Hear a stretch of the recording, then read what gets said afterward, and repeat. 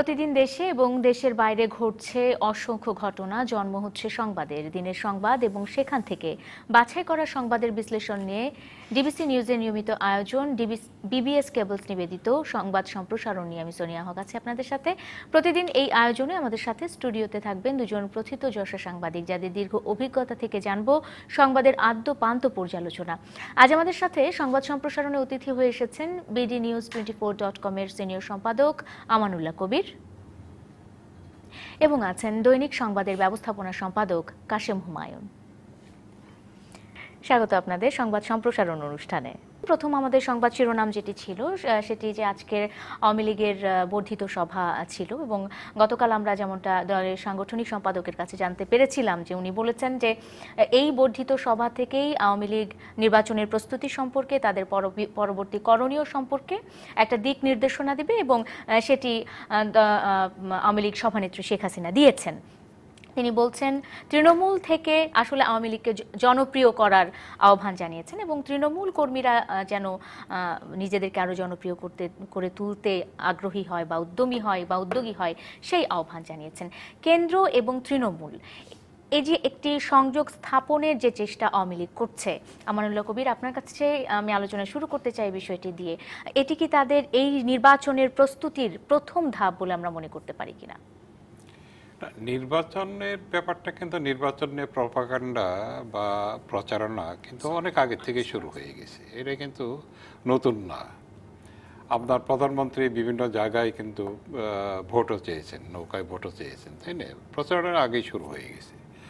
এখন যেটা হচ্ছে যে সাংগঠনিকভাবে সংগঠিতভাবে প্রচারণাটা চালানো, এটি হচ্ছে মূল উদ্দেশ্যটা। এটাই মূল উদ্দেশ্যটা। এখানে যে জিনিসটা লক্ষণীয় হচ্ছে যে কেন মানে আওয়ামী লীগ এত আগে থেকে আপনার মানে এই প্রচার প্রপাগান্ডাটা শুরু করার কথা ভাবছে, কেন করছে এটা, কেন এই পদক্ষেপগুলো আগে ভাগে নিচ্ছে। এর একটা কারণ হচ্ছে বিএনপি আওয়ামী লীগ মনে করছে যে আগামী নির্বাচনটা বেশ মানে কঠিন মানে প্রতিদ্বন্দ্বিতা হবে, কঠিন প্রতিদ্বন্দ্বিতা হবে এই কারণে যে এখানে বিএনপি পার্টিসিপেট করবে। বিএনপি অন্যতম বৃহত্তম পার্টি বাংলাদেশের, সুতরাং বিএনপি পার্টিসিপেট করলে একটা শক্ত একটা কম্পিটিশন হবে। এই কম্পিটিশনে আওয়ামী লীগকে যদি আবার বেরিয়ে আসতে হয়, উইন করতে হয়, তাহলে আওয়ামী লীগকে আরও সংগঠিতভাবে করতে হবে। এটা 14 সালে 5ই জানুয়ারির নির্বাচন হবে না। এখানে বিএনপি পার্টিসিপেট করে, বিএনপি তার সমস্ত সম্ভাবনাগুলো জানিয়ে দিয়েছে এবং ইঙ্গিতও দিয়েছে, স্পষ্ট ইঙ্গিত দিয়েছে, মেসেজ দিয়েছে। সুতরাং এখন এই জন্য আওয়ামী লীগ কিন্তু আপনার এই এত বেশি তৎপর হয়েছে, আগের থেকে তৎপর হয়েছে। এখন যেটা হচ্ছে যে মানে রাজনৈতিক দলগুলো ক্ষমতায় থাকলে একরকম, ক্ষমতায় না থাকলে আরেক রকম। ক্ষমতায় থাকলেও কিন্তু বেশ দ্বন্দ্ব ভিতরে দেখা দেয়, ক্ষমতায় না থাকলেও দ্বন্দ্বের সৃষ্টি হয়, অভ্যন্তরীণ দ্বন্দ্ব সৃষ্টি হয়। তা আওয়ামী লীগের ভিতরে কিন্তু অভ্যন্তরীণ দ্বন্দ্ব সৃষ্টি হয়েছে। এটা মেইনলি দ্বন্দ্বটা সৃষ্টি হয় প্রাপ্তির ব্যাপারে।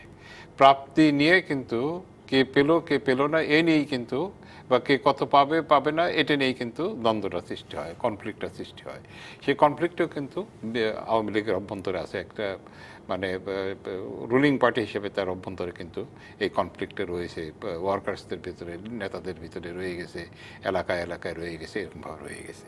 সুতরাং সেগুলো কিন্তু তাদেরকে মিনিমাইজ করতে হবে। মিনিমাইজ করেই কিন্তু বা নিয়ন্ত্রণ করেই তাদেরকে একটা ভালো নির্বাচনে পার্টিসিপেট করতে হবে। এই জন্যই তাদের এই যে মানে কেন্দ্র থেকে তৃণমূল পর্যন্ত যে মানে একটা কমিউনিকেশন করার একটা যে ব্যাপার, যোগসূত্র তৈরি করার যে একটা কথা বলা হয়েছে, এই জন্যই বলা হয়েছে।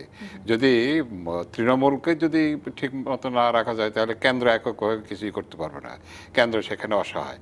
সুতরাং তৃণমূলকে শক্তিশালী করতে হবে। এই যে অভ্যন্তরীণ কোন্দলগুলো আছে, বিভেদগুলো আছে, দ্বিধাদ্বন্দ্বগুলো আছে, এগুলো দূর করতে হবে। এটাই হলো মূল সামনে উদ্দেশ্যটা, হচ্ছে যে একটা শক্তিশালী নির্বাচনে অংশগ্রহণের জন্য যা যা করা দরকার সেই কাজগুলোই একটা এবারে রুলিং পার্টি হিসেবে, ক্ষমতাসীন দল হিসেবে আওয়ামী লীগ সেই কাজ শুরু করেছে। কাশেম হুমায়ুন, আপনার কাছে একটু জানতে চাই। আমি আমাদের রেসপেক্টেড, আমি খুব শ্রদ্ধা করি আমার কবির ভাই যে যুক্তিগুলো তুলে ধরেছেন, আমি তার সাথে একমত। তবে আমি কতগুলো জিনিস আর একটু অ্যাড করতে চাই। সেটা হচ্ছে যে আপনার দুইটা রাজনৈতিক দল, দেশের সবচেয়ে বড় দুইটি রাজনৈতিক দলের যদি আপনি দেখেন, একটা হচ্ছে যে আওয়ামী লীগ। আজকে অনেক আগেই তো মানে আওয়ামী লীগ তার নির্বাচনী প্রচারণা শুরু করেছেন, মাননীয় প্রধানমন্ত্রী এবং আওয়ামী লীগ সভানেত্রী বিভিন্ন জায়গায় যে উনি নির্বাচনী শুরু করেছেন। এবং আপনি দলের ভিতরেও যারা মানে আপনার এমপি আছেন বা সম্ভাব্য এমপি যারা, তারাও কিন্তু প্রস্তুতি নিচ্ছেন যারা নমিনেশনের জন্য, এলাকা এলাকায় কাজও শুরু করে দিয়েছেন।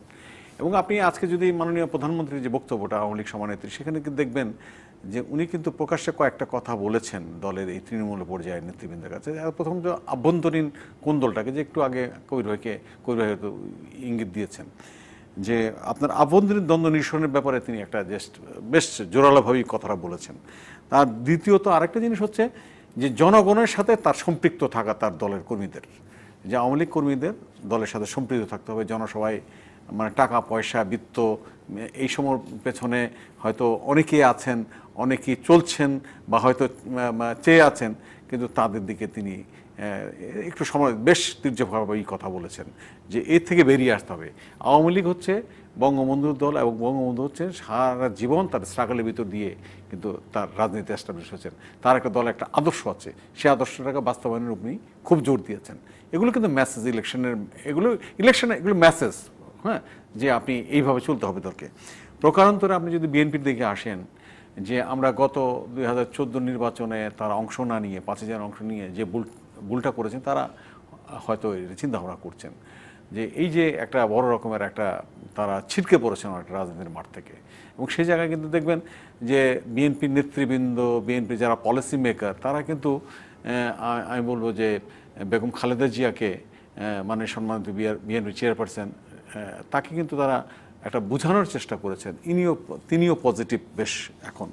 এবং আমি ভিশন যে রিসেন্টলি যে 2030 যে ভিশনে দেখবেন, এই ভিশনের ভিতর দিয়ে কিন্তু এটা হয়তো তাদের কিন্তু বলছেন না যে নির্বাচনী ম্যানিফেস্টো, তারা ভিশনের কথা বলেছেন, তারা ক্ষমতায় গেলে কী করবেন। এখন ক্ষমতা যাওয়ার বিষয়টা নির্ভর করছে, আপনি ইলেকশন ছাড়া তার ক্ষমতা যাওয়ার প্রশ্ন আসে না। আওয়ামী লীগ আর বিএনপির মতো পার্টিকে যদি ক্ষমতা আসতে হয়, তাহলে নির্বাচন করিয়ে আসতে হবে। তো সেই জায়গায় তারা সরাসরি না বললেও, হ্যাঁ, হয়তো তারা সরকারের কাছে অনেক দাবি দেওয়ার কথা বলছেন। কিন্তু বিএনপির পক্ষ থেকে তো আসলে কোনো স্পষ্ট যে মানে ইঙ্গিত যে তারা নির্বাচনে আসছে, এরকম তো কোনো ইঙ্গিত না। পাওয়া নির্বাচনে যাচ্ছে না। যাওয়ার ব্যাপারে তারা কতগুলো মানে আপনার দাবির কথা বলেছেন। বিশেষ করে তারা বলছেন নির্বাচনের আগে একটা সহায়ক সরকার গঠনের মূল দাবিটা। আর আপনি এইটা তো তারা দাবি করছেন, কিন্তু আপনি দেখবেন যে ভিশন 2030-তে তারা যে কথাগুলো বলেছেন, এটা মোটামুটি একটা বলা যায় এটা নির্বাচনী ম্যানিফেস্টোর মতো। এবং সের ভিতর দিয়েই কিন্তু আপনি দেখবেন যে বিএনপি কিন্তু বেশ নেতাকর্মীরা উজ্জীবিত হয়েছে, তারা কিন্তু উজ্জীবিত হয়ে তারা কিন্তু একটা ফ্রন্ট লাইনে আসার চেষ্টা করছেন, ঘুরে দাঁড়ানোর চেষ্টা করছেন। তারপরও তো আমরা দেখতে পাচ্ছি, আমি আমার কবিরের কাছে একটু জানতে চাই যে আপনি যেমনটা বলছিলেন যে আওয়ামী লীগের মধ্যে একটা দলীয় কোন্দল আছে বা ভেতরে একটা কোন্দল রয়েছে, কিন্তু সেটা তো আসলে বিএনপিতে যতখানি স্পষ্ট বা যতখানি সামনাসামনি আসছে গত কয়েকদিনের ঘটনাগুলো দেখলে, যে মহানগর কমিটি নিয়ে বিএনপির অভ্যন্তরে কোন্দল চলছে, সংঘর্ষ চলছে, ধাওয়া পাল্টাপাল্টি দু গ্রুপের মতো হচ্ছে। আওয়ামী লীগে তো এরকমটা দেখা যাচ্ছে না। আওয়ামী লীগে বরং আরো বেশি, আওয়ামী লীগে তো খুনাখুনি হচ্ছে, রীতিমতো খুনাখুনি হচ্ছে। কতজন যে মারা গেছে এই অভ্যন্তরীণ কোন্দলে, বহুজন মারা গেছে এ পর্যন্ত। এই যে আজকেও তো একটা নিউজ আছে যে ওই এক মন্ত্রীর ছেলেকে গ্রেপ্তার করা হয়েছে অভ্যন্তরীণ কোন্দলের জন্য। যে গ্রেপ্তার করা হয়েছে, যে সন্ত্রাসের জন্য গ্রেপ্তার করা হয়েছে, সেটা হলো অভ্যন্তরীণ কোন্দলের জন্য গ্রেপ্তার করা হয়েছে।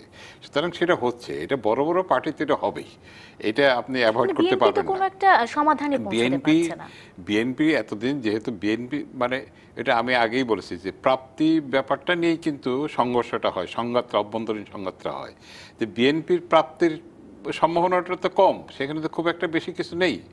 যারা সরকারে থাকে তাতে প্রাপ্তির সম্ভাবনাটা বেশি থাকে, সুতরাং সেখানে আপনার সংঘাতটা বেশি হয়, মানে সংঘর্ষটা হয়। কিন্তু বিএনপির প্রাপ্তির সম্ভাবনাটা কম বলেই বা নেই বলেই সেখানে সংঘাতটা কম। কিন্তু যখন এই যে সম্ভাবনার সৃষ্টি হতে যাচ্ছে, এই যে হতে যাচ্ছে, তারা যদি ইলেকশন করে, ইলেকশন করলেই কিন্তু একটা সম্ভাবনা নমিনেশনের বিষয় আসবে তো। নমিনেশন আসবে, নানান কিছু আসবে, তখনকে কিন্তু এই সম্ভাবনা সৃষ্টি হচ্ছে বলেই কিন্তু সংঘাতে চলে গেছে। এই যে নানান সংঘাতে এক এক জায়গায় বিভিন্ন জায়গায় সংঘাতগুলো দেখা দিচ্ছে। আর একটা কারণ হলো সংঘাতের যে এতদিন এটা চাপা পড়েছিল, বিএনপি মানে খুব একটা অ্যাক্টিভ ছিল না, অ্যাক্টিভ না থাকার ফলে এগুলো সব চাপা পড়েছিল। অ্যাক্টিভ হওয়ার ফলে এগুলো আস্তে আস্তে কিন্তু ভেসে উঠেছে, এই ঘটনাগুলো ঘটেছে। আর আপনি একটা কথা বললেন যে বিএনপি যে পার্টিসিপেট করবে নির্বাচনে, এই সুস্পষ্ট বক্তব্যটা তো দিচ্ছে না। এইটা আমি যেটা মনে করি এটা হলো যে আপনি 2014 সালে 5ই জানুয়ারি যে নির্বাচনটা করেছে এবং নির্বাচনের পরে যে বা নির্বাচনকে নিয়ে যে ঘটনাগুলো ঘটেছে কেন্দ্র করে, সেটা যদি ডিস্ট্রাকটিভ ব্যাপার হয়ে থাকে, তাহলে বিএনপি কিন্তু এই যে 2030 ভিশন অ্যানাউন্স করে তারা কিন্তু কনস্ট্রাকটিভ এঙ্গেজমেন্টে গেছে। কনস্ট্রাকটিভ এঙ্গেজমেন্টের একটা অংশ হলো নির্বাচন। সুতরাং তারা নির্বাচন করবে, এটার ব্যাপারে আর কোনো সন্দেহ নেই, এই নির্বাচন তারা করবেই এবং সেই প্রস্তুতিও নিচ্ছে। সুতরাং এবং সেই করবে ভিশন 2030 কিন্তু অলমোস্ট, আপনি একটা সিনিয়র জার্নালিস্ট, আমি বহুদিন ধরে সাংবাদিকতা, আমার কাছে মনে হচ্ছে ইটস নির্বাচনী ম্যানিফেস্টো। ওই তো মানে তাদের হ্যাঁ একটা প্রস্তুতি, প্রস্তুতিটাই তো কনস্ট্রাকটিভ এঙ্গেজমেন্ট। হ্যাঁ কনস্ট্রাকটিভ এঙ্গেজমেন্টের অংশই তো এটা। না করবে, একটা কথা বলেছেন যেটা আমি একটু অ্যাড করি করবে সাথে, যে 2014 যে নির্বাচন, 5ই জানুয়ারি নির্বাচন, এই নির্বাচনে না যে বিএনপি প্রথমত এখন মানে আজকের প্রেক্ষাপটে বলছি, তারা বিভিন্নভাবে মূল্যায়ন করেছেন, তাদের এটা ভুল হয়েছে। তারপরে যেটা করেছেন, যেটা এই যে ধরেন আপনার টানা 90 দিনের নির্বাচনের আগে, হ্যাঁ আগে পরে মিলে টানা 3 মাস আপনার এই জ্বালাও পোড়াও এবং পরের বছর, এগুলো কিন্তু ডিস্টার্ব হয়ে, কিন্তু এখন তারা বলেন নানাভাবে যেটা সাপোর্টাইজ করা হয়েছে। এখন বিষয়টা হচ্ছে সাপোর্টাইজ করুক, যা হোক, রাস্তার তো পরিস্থিতি তো তৈরি হয়ে গেছে এরকম করার। আপনি কেউ তো এটা সাপোর্টাইজ করে দিলে সেটা তো আমি মনে করি এই রাস্তা তৈরি করাতে সাপোর্টাইজটা হয়েছে। আজকে পার্লামেন্টে থাকলে তো আর এই সাপোর্টাইজটা করার স্কোপ কারোর ছিল না, কোনো সংস্থার পক্ষে ছিল না, বা কারো কোনো প্রতিষ্ঠানের পক্ষে ছিল না। এখন বিষয়টা হচ্ছে বিএনপি সবচেয়ে বড় জিনিস, একটু আগে আমি এই কথাটা বলেছি, হয়তো আমার সাথে একমত হবেন, যে আওয়ামী লীগ এবং বিএনপির মতো পার্টির নির্বাচন ছাড়া তো কোনো বিকল্প নাই, নির্বাচন ছাড়া তো কোনো বিকল্প নাই, তার নির্বাচন আসতেই হবে।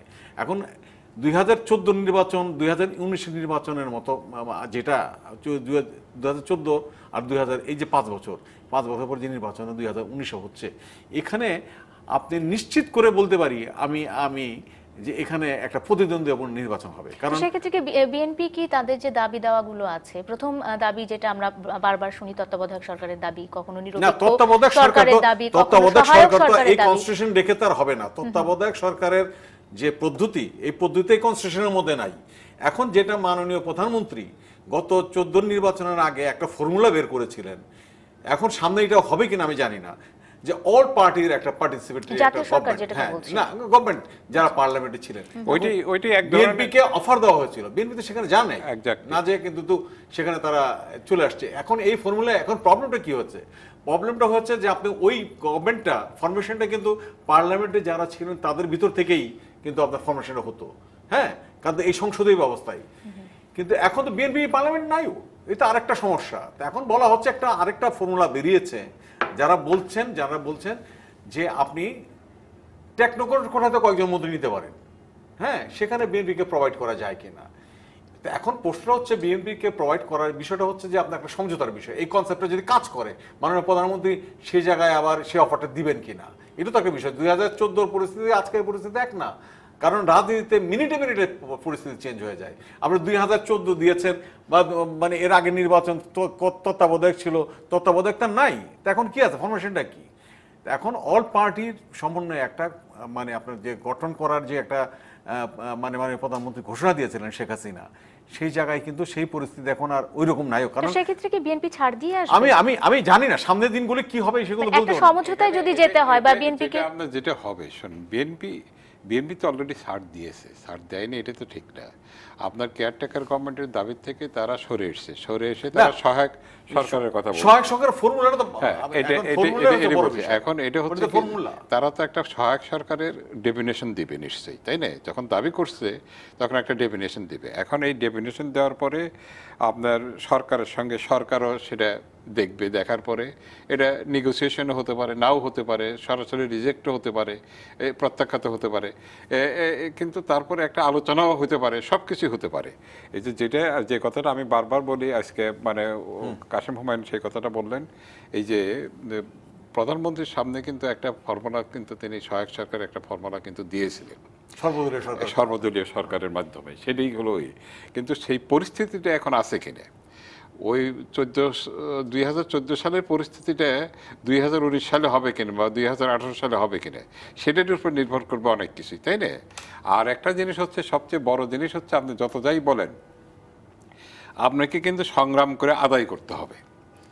এখন বিএনপি সংগ্রাম করে কতটুকু, আন্দোলন করে সংগ্রাম করে কতটুকু আদায় করতে পারবে, তার উপর অনেক কিছু নির্ভর করবে, তাই না?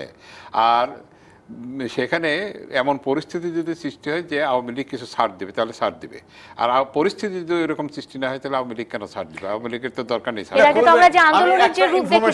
আমার একটা প্রশ্ন আছে, সেটা হলো আপনি সিনিয়র জার্নালিস্ট, যেটাই হবে সেটা তো সংবিধানের আওতায় হইতে হবে। তো অবশ্যই। তো এখন যদি আপনি সহায়ক সরকারের ফর্মুলাটা কি, আমি তো সংবিধানের আওতায়, উইদাউট কনস্টিটিউশন অ্যামেন্ডমেন্ট তো আপনি কিছু করা যাচ্ছে না। তাহলে সহায়ক ফর্মুলা যদি হয়ও, সহায়ক সরকারের কোনো ফর্মুলা যদি আওয়ামী লীগ গভর্নমেন্ট অ্যাকসেপ্টও করে, সেটা তো কনস্টিটিউশন আওতায় হইতে হবে। এখন ধরেন আমাদের সামনে যেটা ছিল, যে কনসেপ্টের কথা একটু আগে একটু বললাম, যে মাননীয় প্রধানমন্ত্রী শেখ হাসিনা গত নির্বাচন আগে সর্বদলীয় সরকারের একটা ফর্মুলা বের করেছিলেন, সেটা কিন্তু আপনার কনস্টিটিউশনের আওতায়, হ্যাঁ, এই কনস্টিটিউশনের আওতায়। সেখানে তো এমপিরাই ছিলেন আপনার আপনার মন্ত্রী পরিষদের সদস্য, সেখানে বিএনপিও ছিলেন, জাতীয় পার্টিও ছিলেন, কিন্তু এখানে আওয়ামী লীগও ছিল। কিন্তু এখন তো বিএনপি নাই, বিএনপি পার্লামেন্টে নাই। তো এখন ফর্মুলা কি, ফর্মুলা কিভাবে বের হবে? আপনি বললেন ওইরকম একটা কিছু হতে পারে না, আমি সেটা, এটা কেউ আলোচনা, রাইট, টেকনোক্রেট কোথায় কোনো প্রোভাইড করা যায় কিনা। আপনি যদি একটা জিনিস হচ্ছে কি, আপনি সবই, মানে সবচেয়ে বড় কথা হলো, যদি অ্যাকোমোডেট করার ইচ্ছা থাকে দুইজনেরই, আওয়ামী লীগেরও থাকে, বিএনপিরও থাকে, তাহলে একটা ফর্মুলা বের হবে। সেক্ষেত্রে আন্দোলনের যে কথা বলছিলাম আমরা, আমানুল্লাহ কবির, আন্দোলনের যে রূপটা আমরা দেখেছি এর আগে নির্বাচনের সময়টা, সেই আন্দোলনে যদি বিএনপি আবার তাদের অধিকার আদায় করতে চায়, তাহলে তো জনগণের কাছে তো সেই আন্দোলন যে ব্যর্থ হয়েছে, এটা তো বিএনপি বুঝে, এটা বিএনপির এই উপলব্ধিটা এসছে, তাই না? সেই আন্দোলন ব্যর্থ হয়েছে এবং সেই আন্দোলনের সুফল তারা কোনো কিছু পায়নি, বরং খারাপ ফল পেয়েছে, তাই না? সুতরাং সেখানে আবার ফিরে যাবে এমন কোনো তাদের মানসিক প্রস্তুতি আছে বলে আমার কাছে মনে হয় না। আর আন্দোলন যেটা করবে বললেন আপনি, বাংলাদেশের আন্দোলনের ক্যারেক্টারটা, এখনকার অবস্থা আপনি চিন্তা করেন, যে মানে একটা সময় ছিল বঙ্গবন্ধুর মতো নেতা এই দেশে ছিলেন, যিনি অল পাকিস্তানের কনটেক্সটে ম্যান্ডেট পেয়েছিলেন, কিন্তু পাকিস্তানি সামরিক জান্তা তাকে ক্ষমতা যেতে দেয় নাই। তার পরবর্তীতে তিনি তার মানে কঠিন ইস্পাত ক্যারেক্টার এবং দিয়ে, এটা কারিশমা দিয়ে, এটা মানুষকে, সাধারণ বাঙালি সমাজকে, আপনার বাঙালি, আমাদের এদেশের বাঙালি সমাজকে বুঝাতে পেরেছেন সাকসেসফুলি যে এই পাকিস্তানের সাথে থাকা যাবে না, এবং আমাদের আন্দোলনের রূপ বদলেছে, আন্দোলনের গতি প্রকৃতি বদলেছে, সেই জায়গাটা কিন্তু নাই আর। আর আপনি বিএনপির আন্দোলনটা দেখেন না, বিএনপি যে কত মানে দুই আন্দোলন, এই 14 নির্বাচনের পরে, হ্যাঁ, আগে এবং পরে, পরপর দুই বছর আন্দোলনটা করলো, সেখানে আন্দোলনটা কোথায় সীমাবদ্ধ ছিল? আন্দোলনটা ছিল কিন্তু জ্বালাও পোড়াওয়ের ভিতরে। এখন এমন একটা অবস্থা হয়ে গেছে, জ্বালাও পোড়াও করতে যেয়ে কিন্তু পার্টির বড় তো একটা ইমেজের ক্ষতি হয়ে গেছে। হ্যাঁ, যেটা এখন সেই আন্দোলন আপনি হরতালের যে বাংলাদেশের একটা মুভমেন্ট ছিল, সেইটাও তো আপনি এখন এফেক্টিভলি করতে পারতেছেন না। কারণটা কি? এবং সেই অবরোধ আনুষ্ঠানিকভাবে প্রত্যাহার করা হয়েছে বলেও তো বোধহয় না, মানুষ চাচ্ছে না। আপনি এবং বিএনপি চেয়ারপারসনের আজ কার্যালয়ে আমরা একটি খবর জানি, কাশিম হুমায়ুন আপনার কাছে এই প্রসঙ্গটি নিয়ে ফিরবো, যে সেখানে গুলশানের কার্যালয়ে আদালতের নির্দেশে 2 ঘন্টা তল্লাশি চালানো হয়েছে, যদিও কিছু পাওয়া যায়নি। কি কারণে তল্লাশি চালানো হয়েছিল সেটাও স্পষ্ট নয়, সে সম্পর্কে আপনার কাছে জানতে ফিরে আসবো একটা ছোট্ট বিরতির পর। সংবাদ সম্প্রসারণে একটা বিরতি নিয়ে ফিরে আসছে, এক্ষুনি সঙ্গে থাকুন। বিরতির পর স্বাগত আরেকবার, দেখছেন বিবিএস কেবলস নিবেদিত সংবাদ সম্প্রসারণ অনুষ্ঠান। স্টুডিওতে আজ আমাদের সাথে আছেন আমানুল্লাহ কবির আছেন এবং কাশিম হুমায়ুন আছেন। কাশিম হুমায়ুন, বিরতিতে যাবার আগে আপনার কাছে একটি প্রসঙ্গ রেখে গেছিলাম, সেটি হলো যে আজ বিএনপি চেয়ারপারসন বেগম খালেদা জিয়ার গুলশান কার্যালয়ে 2 ঘন্টা তল্লাশি চালিয়েছে আইনশৃঙ্খলা বাহিনী, এবং ভোর 6টার পর থেকে এই তল্লাশি শুরু হয়। যদিও বিএনপি বলছে এটা সরকারের পাতানো ষড়যন্ত্রের অংশ। বলেই দলটির নেতাকর্মী এবং যারা নেতা পর্যায়ে রয়েছেন তারা বলছেন যে এটা আসলে ষড়যন্ত্রের অংশ। কি ধরনের ষড়যন্ত্র হতে পারে বলে মনে হচ্ছে কাশিম? না, ষড়যন্ত্র তো ওনারা তাদের ব্যাখ্যা রাজনৈতিকভাবে দেবেন। আমি হচ্ছে জিনিসটাকে অ্যানালাইসিস করি, কি ষড়যন্ত্র কি না, এর পেছনে কি, এগুলো তো বহু রকমের অ্যানালাইসিস আছে। আমি যেটা আপনি যদি আমাকে বলেন যে কি হলো, এরকম একটা বিশ্লেষণে যাওয়া যায় দৃশ্যমান বিষয় নিয়ে। এখন রাজনৈতিকভাবে হয়তো বিএনপি তার বিভিন্নভাবে কথাগুলো বলবেন তার রাজনৈতিক দৃষ্টিকোণ থেকে। তা আমি যেটা মনে করি যে পুলিশ যেটা আপনার একটা গত রাত্রে একটা জিডি এন্ট্রি হয়েছে, এই জিডি এন্ট্রি বলে সার্চ ওয়ারেন্ট নিয়ে এই আজকে সকালবেলা এই ডেটটা দিয়েছে। হ্যাঁ, এখন পুলিশের অভিযোগটা ছিল কি যে এটা একটা জিডি হচ্ছে যে ওইখানে কিছু মানে আপনার নাশকতামূলক কাজ করে এমন কিছু জিনিস এখানে ছিল, এইটা নিয়ে তারা এখানে আপনার তল্লাশিটা চালায়। এখন সবচেয়ে লক্ষণীয় যে জিনিসটা সেটা হচ্ছে যে আপনার এই 1.5 ঘন্টার মতো প্রায় অভিযানটা চলছে, বলতে 1.5 ঘন্টা অভিযানের পরে যখন পুলিশ চলে যায়, তখন কিন্তু তারা বলছে যে আমরা কিছু পাই নাই। এখন আমি যেটা মনে করি যে এইরকম একটা রাজনৈতিক দলের অফিস, আওয়ামী লীগ বা বিভিন্ন রাজনৈতিক দলের অফিস যদি তল্লাশি চালানো হয়, সেই জায়গায় তো সুনির্দিষ্ট অভিযোগ কথা বলা, সুনির্দিষ্ট ইনফরমেশন থাকতে হবে। এর আগেও তো পল্টনের অফিসেও তো তল্লাশি চালানো হয়েছে। আমি তো সেটাই বলি, সুনির্দিষ্ট ইনফরমেশন ছাড়া যে আপনি সেই জায়গায় পুলিশের মানে পুলিশ না যে কেউ অভিযান চালানোটা আসলে আমি খুব যৌক্তিক মনে করি না। এই জন্যে যে এই যেটা আজকে যেটা বেগম খালেদা জিয়ার মানে তার গুলশানের অফিসে এটা হয়েছে, এটা আসলে আমার কাছে একটা প্রশ্ন যে পুলিশ কি ইনফরমেশনটা পেল, তার গোয়েন্দা সংস্থা কি ফেল করেছে কিনা, যে এই যে তল্লাশি অভিযানটা চালালো তারপরে তারা কিছুই পাইল না, কিছু না পাওয়ার পরে বলতেছে আমরা শূন্য হাতে ফিরে গেলাম। তো শূন্য হাতে ফিরে গেলে এটা পলিটিক্যাল কমপ্লিকেশনটা বুঝতে হবে যে আজকে বিএনপির মতো একটা রাজনৈতিক দল, তাদের অফিস বা আওয়ামী লীগের মতো রাজনৈতিক অফিস কালকে যদি আওয়ামী লীগ বিরোধী দলে যায়, আপনি এইভাবে কি মানে আপনার এটা তল্লাশি চালাবেন নাকি without specific information? Specific information থাকলে তো সেখানে যে কোনো জায়গায় তো আপনি তল্লাশিটা চালাতে পারে। আমি মনে করি এটা কাজটা আসলে পুলিশের ক্লারিফিকেশন দেওয়া উচিত যে কি ইনফরমেশন তাদের কাছে ছিল এবং তারা কেন এটা ফেল করলো, যে শূন্য হাতে তারা ফিরলো, 1 নম্বর। আর 2 নম্বর হচ্ছে তাহলে কি পুলিশ এই ফেলটা করলো কেন, এটার একটা ক্লারিফিকেশন দেওয়া দরকার। আর আমি যেটা মনে করি যে বাংলাদেশের পলিটিক্যাল কালচারটা আপনি যদি দেখেন, আমরা যদি অতীতের দিকে একটু তাকাই, এই দেশে 21শে আগস্টের মতো গ্রেনেড হামলা হয়ে গেছে। এই মামলাটির বিচার কিন্তু জজ মিয়ার মতো লোক দিয়ে নাটকও সাজানো হয়েছে। আপনি দেখেন যে সাবের চৌধুরীর মতো লোককে আপনি ঘড়ি চুরির মামলায় দিয়ে দেওয়া হচ্ছে। এই যে কালচারগুলো, এই কালচার থেকে আমরা যদি বেরিয়ে না আসতে পারি, তা আসলে আমাদের জন্য গণতান্ত্রিক ব্যবস্থায় আসলে আমাদের খুব মানে আসলে আমাদের পেইন হয়। না, এটা তো আসলে আদালতের নির্দেশে আইন শৃঙ্খলা বাহিনী এই তল্লাশি চালাচ্ছে, এখানে আসলে রাজনৈতিক বিষয়টা ষড়যন্ত্রের কথা বলা হচ্ছে। আমানুল্লাহ কবির, আপনি কিছু যদি এটার সাথে যোগ করতে চান। দেখেন, মানে আমাদের দেশে হচ্ছে কি, ওই যে একটা যখন কথা বলে তখন চলে ব্লেম গেম, রাজনৈতিক দলগুলো ব্লেম গেমে অভ্যস্ত, আর সব ব্যাপারে একজন আরেকজনকে মানে নানানভাবে সত্য মিথ্যা যেই হোক দায়ী করে তারা রাজনীতিটা করার চেষ্টা করবে। আপনার এই যে থুতুটা যে উপরের দিকে ফেললেন, আওয়ামী লীগও তো একটা রাজনৈতিক দল, থুতুটা যে উপরের দিকে ফেললেন আপনার উপরেই তো পড়বে। বিএনপি একটা রাজনৈতিক দল, আওয়ামী লীগও একটা রাজনৈতিক দল। শেখ হাসিনা প্রধানমন্ত্রী আছেন, কয়েকবার ছিলেন, আরও হবেন। আপনার খালেদা জিয়াও 3বার প্রধানমন্ত্রী ছিলেন। এটা তার অফিস। বিএনপি অন্যতম বৃহত্তম দল এবং খালেদা জিয়া 3বার প্রধানমন্ত্রী ছিলেন, তার অফিসে এটা মানে এই অভিযানটা চালানো হয়েছে। এখন যেটা কাশেম হুমায়ুন সাহেব বললেন, আপনার স্পেসিফিক কোনো অভিযোগ ছিল কিনা, স্পেসিফিক অভিযোগ যদি না থাকে তাহলে বা তথ্য যদি না থাকে তাহলে কার ভিত্তিতে আপনি এই এটা চালালেন, তদন্তটা করলেন, অভিযানটা করলেন, তল্লাশি অভিযানটা করলেন, কার ভিত্তিতে করলেন? একটা তথ্য থাকতে হবে তো আপনার কাছে। আমি একটু যোগ করি আপনার সাথে, সেটা হলো এই যে সিচুয়েশনটা, এই সিচুয়েশনে কিন্তু আমি মনে করি যারা এই অভিযানটা করেছেন তাদের কিন্তু তাদের একটা ক্লারিফিকেশন দেওয়া উচিত যে আসলে অবশ্যই থাকে এটা কেন তারা করলেন, কি তাদের কিছু ছিল, এটা ক্লারিফিকেশন দেওয়া উচিত এই কারণে যে তাদের যে অ্যাকাউন্টেবিলিটি আছে বিকজ অফ দেয়ার অ্যাকাউন্টেবিলিটি, মানে ল এনফোর্সিং এজেন্সির অ্যাকাউন্টেবিলিটির কারণেই তাদের ক্লারিফিকেশনটা দেওয়া উচিত। যে নয়তো আপনি আপনি আপনার ইচ্ছে হলো আপনি এখানে যে তদন্ত করে চলে আসলেন, তল্লাশি করে চলে আসলেন, হবে না তো, তাই না?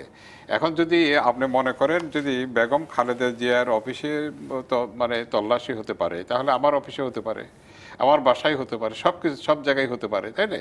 তাহলে মিনিমাম যে সিকিউরিটি, সেই সিকিউরিটি কোথায়? মিনিমাম যে প্রাইভেসি, সেই প্রাইভেসিটা কোথায়? তাহলে কোনো সিকিউরিটি আপনি মানে এনশিওর করতে পারছেন না, তাই না? বরং ইনসিকিউর ফিল করবেন সবসময়।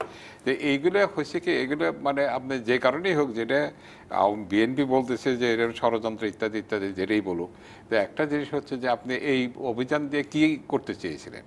অভিযান দিয়ে যে যদি স্পেসিফিক তথ্য থেকে থাকে যে তাহলে কি খালেদা জিয়াকে আপনি খাটো করতে পারেন, আন্ডারমাইন করতে পারেন, আন্ডার এস্টিমেট করতে পারেন, বা তার উপরে ব্লেম চাপাতে পারতেন, এটাই তো করতে পারতেন, আর বাইরে তো আর কিছু হতো না, তাই না? অথবা যদি সেরকম কিছু পাওয়া যেত তাহলে জেল জুলুম হতো, অনেক কিছু হতো। কিন্তু কোনো কিছু স্পেসিফিক কোনো ব্যাপারে এইরকম একটা ব্যক্তি যিনি দেশের 3বার প্রাইম মিনিস্টার ছিলেন, তার অফিসে করা হলো, তদন্ত করা হলো, তদন্ত অভিযান চালানো, তল্লাশি চালানো হলো, এটা মানে এমনি বিনা প্রতিবাদে চলে যাবে, এটা আমার মনে হয়। যদিও যুবদল প্রতিবাদ কর্মসূচির ঘোষণা দিয়েছে। আমরা একটু প্রসঙ্গ পাল্টে দেশের চিকিৎসা সেবা নিয়ে একটু কথা বলতে চাই।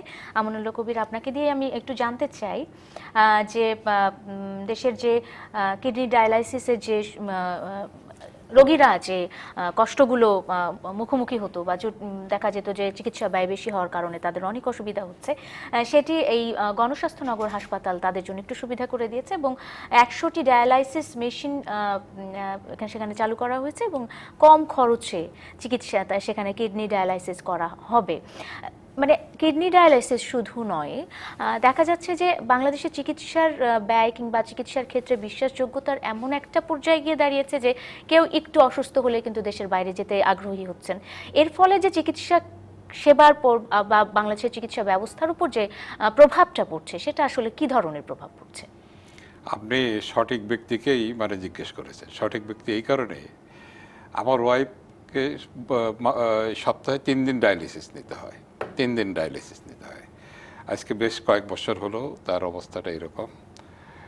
আপনার এখন একটু উন্নতি হয়েছে ডায়ালিসিসের এটা, কিন্তু এমন একটা অবস্থার মধ্যে আমি ছিলাম, আমি মানে হি ওয়াজ অ্যাবাউট টু ডাই। তাকে শেষ পর্যন্ত আমার মতো লোক যার সামর্থ্য নাই তাকেও কিন্তু বাঁচানোর জন্য বাইরে নিয়ে যেতে হয়েছে, এই সমস্ত করতে হয়েছে। এখন যেটা হয়েছে যে এটা আপনার একটা ডায়ালিসিসের জন্য আপনার মানে আমার যেটা খরচ পড়ে, আমার মাসে আপনার মানে 60 থেকে 70 হাজার টাকা খরচ পড়ে শুধু ওই ডায়ালিসিসের জন্য, 60 থেকে 70 হাজার খরচ পড়ে। এছাড়াও তো অন্যান্য ব্যয় আছে, তাই না? তাহলে একটা রোগীর পিছনে আপনার মিনিমাম প্রায় লাখ টাকার মতো খরচ পড়ে এই যারা ডায়ালিসিস করে, যারা এই এটা তো হ্যাঁ 1 লাখ টাকা খরচ যায় না, ওই 60-70 হাজার টাকা খরচ যায় পার সিটিং এ। না, পার সিটিং এ না, এক মাসে। এক মাসে। আর অন্যান্য খরচ হ্যান মিলে প্রায় লাখ টাকার মতো চলে যায়, এরকম অবস্থা। মাসখানে, এক মাসে। আচ্ছা, এরকম অবস্থা। এটা একটা মানে খুবই ব্যয়বহুল একটা ট্রিটমেন্ট। এখন তারপরে ট্রিটমেন্ট হলো, তারপরে যেটা হচ্ছে যে আমি আমার এক্সপিরিয়েন্স থেকে বলছি, সেটা আপনাদের এই যে ভালো অনেক জায়গায় আছে ডায়ালিসিস করা হয়, বেশ কয়েকটা জায়গায় আছে, কিন্তু উপযুক্ত জায়গা নেই। উপযুক্ত এই সেন্সে বলছি যে সেখানে ডায়ালিসিসটা অত্যন্ত সেন্সিটিভ একটা মানে বিষয়। এখন ডায়ালিসিস করার সময় যদি আপনার মেশিন পরিষ্কার না থাকে, ওখানে লোকজন যদি না থাকে, ওখানে যদি সবসময় অ্যাটেন্ড না করা হয়, অ্যাটেন্ডেন্ট না থাকে, তাহলে পরিস্থিতিটাই হয় আপনার ডায়ালিসিস যদি আপনাদের পরিষ্কার যদি না থাকে, তাহলে ওই মেশিনগুলো সবসময় একজনকে ডায়ালিসিস দেওয়ার পরে মেশিনগুলো পরিষ্কার করতে হয়। যদি না করেন তাহলে এটা সি ভাইরাস হয়ে যাবে। সি ভাইরাস মানে হলো ক্যান্সারের ইয়েতে। এই সমস্ত ঝুঁকি আছে, অনেক ঝুঁকি আছে। সুতরাং এটা এখন এই যে গণস্বাস্থ্য যেটা করেছে, এটা ওয়েলকাম করি অবশ্যই। এইরকমভাবে যদি কেউ উদ্যোগ নেয় যে 100টা ডায়ালিসিসের জায়গা কিন্তু কোথাও নাই, এই অল্প কয়েকটা মাত্র রাখা হয়। ইভেন গভর্নমেন্টের ইয়ে তো 100টা নাই, কোথাও নাই। এখন যেটা আমার কাছে যেটা মনে হয় সেটা হচ্ছে যে গভর্নমেন্টের কতগুলো মানে আমাদের এখানে যে ড্রাগ অ্যাডমিনিস্ট্রেশন থেকে শুরু করে অন্যান্য যে সমস্ত ব্যবস্থা আছে স্বাস্থ্য সেবা খাতে, সেটা অপ্রতুল। অপ্রতুল অপ্রতুল এই কারণে আপনি দেখেন ওই যে আপনি যে বললেন যে একজন লোক অসুস্থ হলেই বাইরে যাওয়ার চিন্তা করে, কেন করে? আমাদের এখানে কিন্তু ভালো ডাক্তার আছে। এটা কয়েকদিন আগে যে ডক্টর আব্দুল্লাহ, অধ্যাপক আব্দুল্লাহ মেডিসিনের পিজির, ওনার একটা লেখা দেখলাম যে সেখানে কিন্তু এই যে ডাক্তাররা যে মানে এই মানে প্রাইভেট প্র্যাকটিস করার দিকে বেশি মনোযোগী হয়ে গেছে। তারা বেশি মনোযোগী হয়ে গেছে। এর প্রধান কারণ হলো অর্থ প্রাপ্তির ব্যাপারে তারা যতটুকু ইন্টারেস্টেড হয়েছে, একটা রোগ সারানোর ব্যাপারে ততটুকু ইন্টারেস্টেড না। অথচ আমাদের এখানে কিন্তু ভালো ডাক্তার আছে, তারা যদি মনোযোগ দিয়ে সেটা মনোনিবেশ করতেন তাহলে আজকে কিন্তু আমরা বারবার বাইরে যাওয়ার কোনো প্রশ্ন উঠতো না। এইখানেই কিন্তু ভালো চিকিৎসা যদি দেওয়ার ব্যবস্থা করা হতো, সেই খাতটা যদি উন্নত করা হতো, এটা সরকারেরও দায়িত্ব আছে, প্রাইভেট সেক্টর দায়িত্ব আছে। প্রাইভেট সেক্টর এখন সেবা খাতে কিন্তু সবচেয়ে মানে বেশি দিচ্ছে এই চিকিৎসার ক্ষেত্রে। সেখানে সেই জিনিসটা কিন্তু আমাদের এখানে হচ্ছে না। এখানে যদি মানে আপনার ধরেন ইন্ডিয়াতে যেভাবে গ্রো করেছে, মানে এই যে প্রাইভেট গ্রো করেছে, সেবা খাতটা গ্রো করেছে, এটা একটা বিশাল একটা ব্যাপার। মানুষের আস্থা কিন্তু অর্জন করেছে, শুধু ও দেশের লোকের আস্থা না, আমাদের দেশের লোকেরও কিন্তু আস্থা অর্জন করেছে। বাংলাদেশের প্রেক্ষাপটটা কি সেই রকম? প্রাইভেট যে এইগুলো আছে, হাসপাতালগুলো আছে, গণস্বাস্থ্য নগর হাসপাতালের কথা না হয় বাদই দিলাম, কিন্তু যেগুলো বাইরে থেকে আসছে, বিদেশি বিনিয়োগে যে সমস্ত হাসপাতাল এখানে হচ্ছে, সেখানে কি আসলে চিকিৎসা সেবা সেভাবে পাচ্ছে তারা? তারা তো মূলত ব্যবসা করার জন্য আসছে। রাইট, তারা মূলত ব্যবসা করার জন্য, তারা তো সেবা দেওয়ার জন্য আসে নাই। আপনি গভর্নমেন্ট হাসপাতালগুলোতে কবির যদি যান, তাহলে আপনি মনে করে আমাদের স্বাস্থ্য সেবার কিন্তু উন্নত হয়েছে। আপনি এখন যদি আপনি কমিউনিটি ক্লিনিকগুলিতে যান, আমার কাছে মনে হয় যে এখানে দরিদ্র জনগোষ্ঠী একটা সাপোর্ট পাচ্ছে, একটা হেলথ কেয়ারের একটা সাপোর্ট পাচ্ছে। কিন্তু এখন সমস্যাটা কোন জায়গায়? সমস্যাটা একটু আগে কবির ভাই যেটা বললেন, যে গভর্নমেন্ট সেক্টরে হয়তো ধরেন ডাক্তারদের এমপ্লয়মেন্ট অনেক বেশি, গভর্নমেন্ট মানে প্রচুর মেডিকেল কলেজও করছেন। এখন প্রশ্ন হচ্ছে যে আপনার কোয়ালিটি যে এনশিওর করা এটা হচ্ছে কিনা, এটা কিন্তু দেখার একটা বিষয় আছে। যে আপনি তারপরে আপনার ডাক্তারদের যে আপনার যেটা এই যে এই টাকা পয়সার পিছনে তারা ছুটছেন, এখনও যদি আপনি গভর্নমেন্টের হাসপাতালগুলোতে তাকান, সেখানে দেখবেন যে একটা ওয়ার্ডেও কিন্তু আপনার একটা অ্যাসিস্ট্যান্ট প্রফেসর আপনার ওয়ার্ডের ডিউটি দেয়, কিন্তু প্রাইভেটে একটা আপনি দেখবেন যে এখন একটা অর্ডিনারি মেডিকেল অফিসার ডিউটি করছে, মানে সদ্য পাশ করা। ডিফারেন্স অনেক আছে। এখন প্রশ্ন হচ্ছে যে আমাদের মেডিকেলে, সরকারি মেডিকেলগুলোতে স্বাস্থ্য ব্যবস্থার উন্নতি হচ্ছেও। এখন প্রশ্ন হচ্ছে যে আপনার কোয়ালিটি ইমপ্রুভ করা, এনশিওর করা। আমাদের যে ধরেন যত যাই বলি, আমাদের তো বাজেট তো হিউজ কিছু না, আমরা এগিয়ে যাচ্ছি। এই সময়টায় আমাদের যে চারদিক থেকে উন্নয়নের একটা আমি বলবো যে আমরা উন্নয়নের দিক থেকে আমরা অনেক এগিয়ে যাচ্ছি। এখন প্রশ্ন হচ্ছে যেগুলি হাউ ইটস এনশিওর করা দরিদ্র জনগোষ্ঠী। আজকে যে কথাটা একটু আগে জরিপে আপনার নিউজে দেখলাম যে মানে এই দেশে প্রায় 2 কোটি লোক মানে কিডনিতে এফেক্টেড, কিডনি রোগে এফেক্টেড। এখানে কবির ভাই তো তার নিজের এক্সপিরিয়েন্সের কথা বললেন যে কস্টিংটা কি আসছে। তবে মনে হয় যে এই যে গণস্বাস্থ্য নগর হাসপাতাল যে মানে উদ্যোগটি নিয়েছে, এরকম একটি উদ্যোগ সত্যি প্রশংসনীয়, এবং সরকারি এবং বেসরকারি আর সব যে এখানে আমি একটু বলি, সক্ষম যে জায়গাগুলো রয়েছে, কাশিম হুমায়ুন সময় নেই একেবারে। আমি ডক্টর জাফরুল্লাহ চৌধুরী মানে পিপল সাধারণ মানুষের জন্য কাজ করার চেষ্টা করছেন, দেখা যাক কি হয়। আমরা হোপফুল যে জাফরুল্লাহ চৌধুরী তার যে একটা আদর্শ চিন্তা চেতনা এগুলো দিয়ে এই নিয়ে এগিয়ে যেতে পারবেন। উনি দুটো বিষয়ের উপরে আপনার খুব মানে জোর দিয়েছেন আজকে, যে আপনি যদি শুল্ক আর বিত্তবানদের আমরা আশা করব, অবশ্যই আশা করব সরকার শুল্ক কমানোর বিষয়টি দেখবেন, এবং আমাদের সমাজে যারা বিত্তবান আছেন তারা সবাই এগিয়ে আসবেন। ধন্যবাদ কাশিম হুমায়ুন এবং আমানুল্লাহ কবির, আপনাদের দুজনকে অনেক ধন্যবাদ। আর এই ছিল আজকের বিবিএস কেবলস নিবেদিত সংবাদ সম্প্রসারণে। দেখা হবে আগামীকাল, সঙ্গে থাকুন 24 ঘন্টা।